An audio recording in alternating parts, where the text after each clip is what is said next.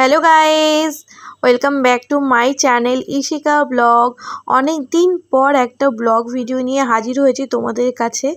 আশা করি সকলে খুবই ভালো আছো, আমরাও খুবই ভালো আছি।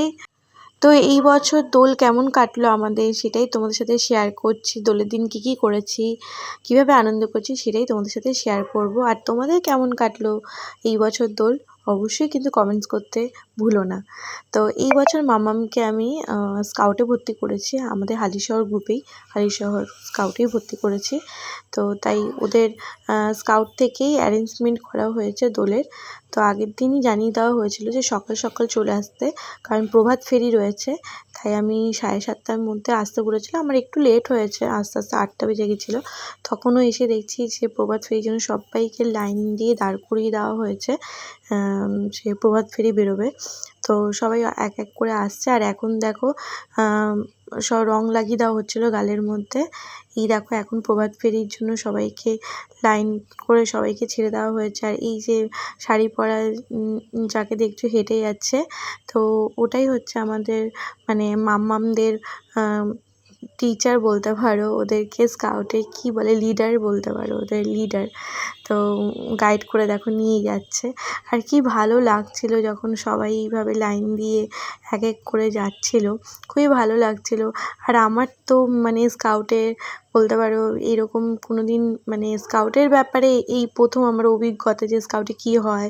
মামামের থ্রুতেই আমি মানে জানছি যে স্কাউটে কী হয় কী হয় না। তো যাকগে, কিন্তু খুবই ভালো লাগছিল সকাল সকালে এসে এভাবে প্রভাত ফেরিতে যাচ্ছিলাম, খুবই আনন্দ হচ্ছিল। মানে ওর আনন্দতেই আমাদের আনন্দ। তো দেখো সব বাচ্চারা আর যারা যারা স্কাউটের বড়রা রয়েছে তারা আগে চলে গেছে, এবার গার্জেনদের পালা।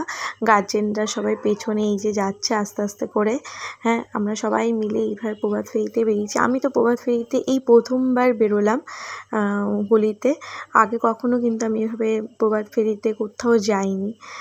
এই দেখো আমারই এক ফ্রেন্ড মানে মামাদের স্কাউটেই ও ভর্তি হয়েছে। তো আমাদের ভালো বন্ধুত্ব হয়ে গেছে। তাই দেখো এই দেখো আমাকে একটুখানি ভিডিও করে দিচ্ছে, আমার খুবই ভালো লাগছিল। আর আমাদেরকে আগের দিন সবাইকে বলে দিয়েছিল যে হলুদ ড্রেস পরে আসতে, হলুদ শাড়ি। আর বাচ্চা মেয়েদেরকেও বলেছিল হলুদ শাড়ি পরিয়ে আনতে, আর ছেলেদেরকে হলুদ পাঞ্জাবি। তো আমরা সবাই অনেকটাই হেঁটে গেছিলাম। তারপর এখন ফিরছি, আবার মাঠের দিকে যাচ্ছি, স্কাউট মাঠের দিকে।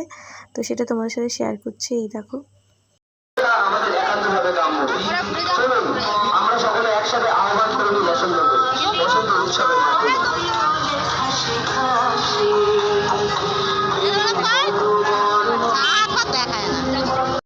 মাঠে ফেরার পরই বসন্ত উৎসব হবে। আর মামামদেরকেও কিন্তু বসন্ত উৎসব উপলক্ষে নাচ শিখিয়েছে। এই দেখো এইটা হচ্ছে মামামদের প্রোগ্রামটা, মামামদের নাচটা দেখাচ্ছি, তোমাদের সাথে শেয়ার করছি। অনুষ্ঠিত করতে চলেছে তাদের নৃত্য ওরে গৃহবাসীতে।